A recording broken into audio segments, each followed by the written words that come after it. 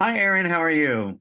Great. How are you? I'm good, thanks. We both got through with our big regional weekends and came back and we're basking in the reflection of everything we saw. I was in Kansas City and the San Diego regional, and you did overviews for us down in Huntsville, which is a brand new regional for us. So you survived it okay?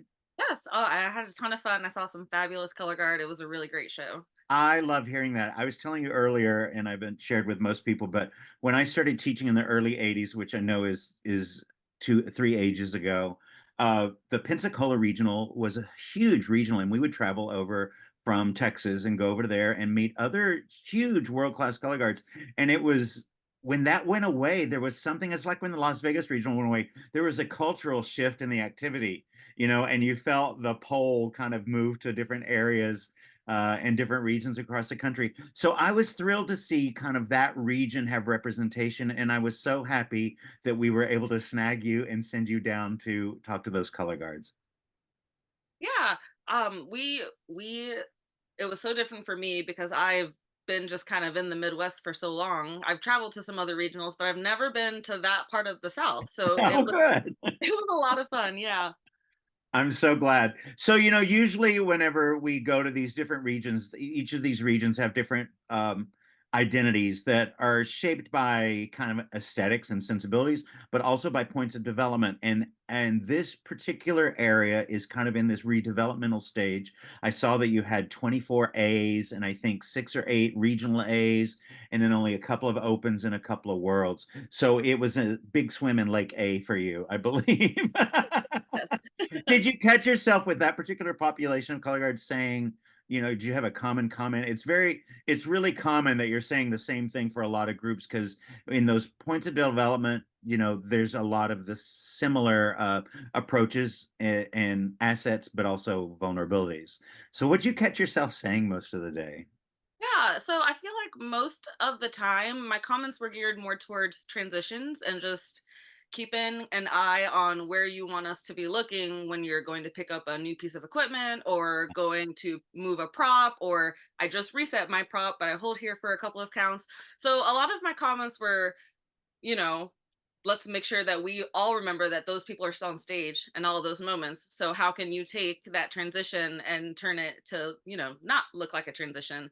And I would find myself catching, like, I would watch one performer for a really long time. So I'd watch them, shine in their hold moments and then watch them run to the back and set their flag down and hold for 8 counts. So a lot of my comments were trying to catch those moments because sometimes in your design process, that is the last thing on your radar. You're trying to make sure the big moments hit. So a lot of just general reminders of, like, those tertiary and beyond parts and what those people on your perimeter are doing to help keep things look connected.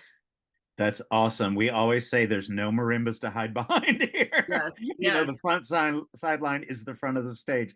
And you know exactly. what's amazing? And you're absolutely right about uh, well, my friend Scott says it a lot, but I mean, a lot of people say it. So I'm going to say it, but I'm going to credit him because I would hear it come out of his mouth most of the time. Is that every single thing that's observable must be touched by the designer's hand? Right. And I think when you talk into those world class groups, especially, I think that's such an assumption, but it is a learned skill. From a design standpoint and even from a choreographic standpoint in those A's especially. And one of the big, closely kept secrets is you can kind of charge the performers with filling that in, Yes. and so they become partners in the creative process as opposed to, the student that's waiting for you to come by and tell them what to do. You can just give them loose guidelines and let them go. And it shifts the investment from the performers into that creative process and they take a greater sense of ownership. Man, there's no better shortcut to the sense of confidence than the Mhm. performer themselves feeling like they have a piece in the game. I think it's a great observation. Yeah, and, like, some of that too was, I understand, your reason, and to, like, so and so went back there and they held for a couple counts. Well, you didn't want us to watch them. So a lot of the parts were, or my comments were, if you're wanting that person to be out of frame, then shape them. It doesn't always necessarily have to be choreography that takes you Right. to the pro. If you need to hold 8 counts back there, that's fine. But, versus standing on my knee, is there a shape or a motif that, you could have that person hold that would still tie into your show theme? Yeah, especially if there's like if the equipment focuses what's going on and there's not a whole lot for the movement person to talk about, they Right. can talk about the shapes. And if you're on one foot, all of a sudden you've got to balance a moment to gain a point. Or when you're thinking about in terms of variety from a judging perspective, there are boxes that they check to go through, especially downstairs. It's such an analytical caption that Right. if you forget to write balance in the program and you can display that in a moment that's not really a focus. And the downstairs people have such availability in their sampling to look to the back. It's so easy for them to look past a focus to the other thing, especially if their caption's not being covered anywhere else, and you can still get credit. And I think you're absolutely right. And what I love when you talked about a motif is that how it can also support the premise. And a lot of people forget that they really do treat it as though everybody's behind a marimba and you just don't see me. You have the cloak of invisibility. So, did you find that there were regional strengths down there? Did you find some aspect? A lot of times these smaller regions are influenced so heavily by whoever the oldest color guard is in the zone, and people that they see on a local level from week to week to week, and they kind of aspire to especially if they generate audience response and stuff like that. And did you get a sense that there was some kind of either creative or technical cohesion down in that region that seems to be specific? My biggest takeaway from what I got to see was the emotional type shows versus the maybe super intellectual. And really just like the pulling at your heartstrings. I mean, there were, especially there in A class, so many Yeah. like powerful songs with powerful lyrics or powerful meanings behind them, and represented really well by the performers. I went away from this regional thinking, wow, these people really like know how to bring emotion out of you and make you care about what they're doing. You don't see that a lot. A lot of shows you watch and they want you to think about it a little more. Yeah. And not to say that it's easy, but they definitely took the pressure off me as an audience member to not have to think about what's your show about and more feel what you're trying to get me to feel out of your show. So I Yeah. enjoyed that aspect from that region. It becomes a shortcut to being, like you said, the audience member being able to kind of connect and attach themselves. And especially in that A class where, and I said it on Tim's video last time, but Shirley Whitcomb, my predecessor, would say that sometimes because they're all so similar that all cats are gray in the night and everybody just blends and they're all the same thing. So I think if you can generate that type of attachment from an audience and as audience proxy judges upstairs especially, that then can become part of the thing that separates you from the herd. It is interesting though when it's a common approach how okay, even that can create gray cats, but No, seriously, yeah. especially on a local level, smaller regionals, that can be a huge asset. And I'm really interesting. I'm so curious about your experience to be able to see some of the videos from there. I kind of was jealous with you of you being able to go down there. And I know Dale was there with you and he really enjoyed it and said that you did such a good job and that your demeanor was so perfect for those groups. So I really, really appreciate that. Do you have any other comments or any other observations you want to share with us about that region or the regional? I just, I really enjoyed getting to see the viewpoint of color guard in different parts of the country. Yeah. One of my favorite takeaways coming out of the gym was, man, they love their sabers down here in Alabama, and they are unafraid to put their hands in those blade tosses, especially in the A class. I was so impressed with how well they handled spinning saber and how well they handled their like vertical toss moments. I mean, I got to come back in for finals and just watch and be a spectator, and I was in the stands clapping with everyone else. They're super impressive. Oh, I love that. I wonder where that fearlessness comes from. And now I have to track like 5 years of their history to see where the heavy Yes, saber influences come from. So I'll get back to you on that. loved it. Well, awesome. And then you also saw, even though there were only a couple of groups representative of the class, you saw some opens and worlds. Do you have any thoughts on them?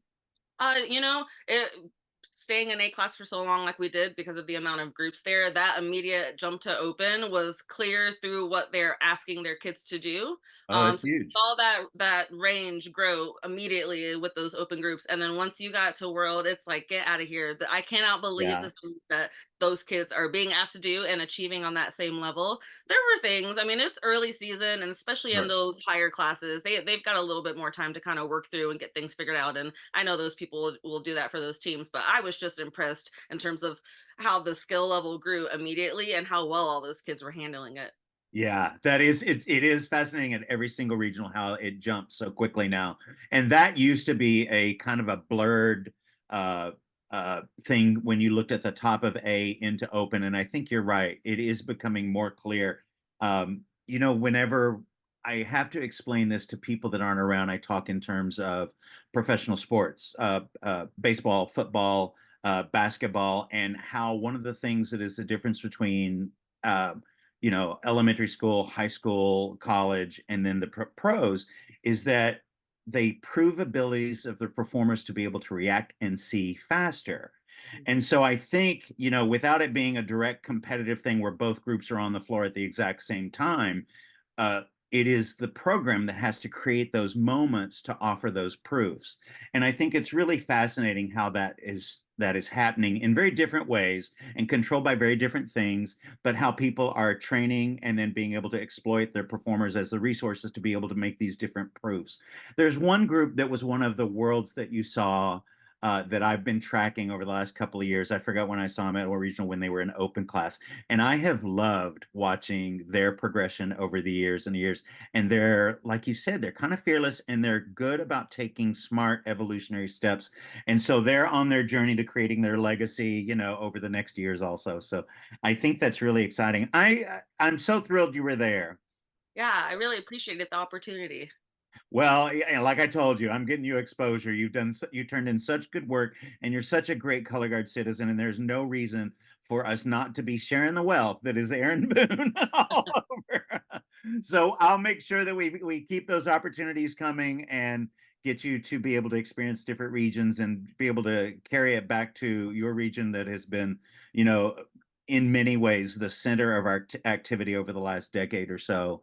Um, of course, that comes with caveats. I'm thinking of myself of other people hearing these words, but your regional is usually very early. You're the first ones to kind of set the tone for the season, and you are home to some powerhouse color guards with great long legacies there. And so I think that you're an awesome product of that, and I'm so happy to see you be able to reach back out to the activity and give back from your experiences from you growing up through the activity in Indiana. Yeah. Well, thank you, Carl. I appreciate all of that. Not at all, Aaron. I'm super thrilled. And thank you so much again. I really, really appreciate it. Yeah, thank you.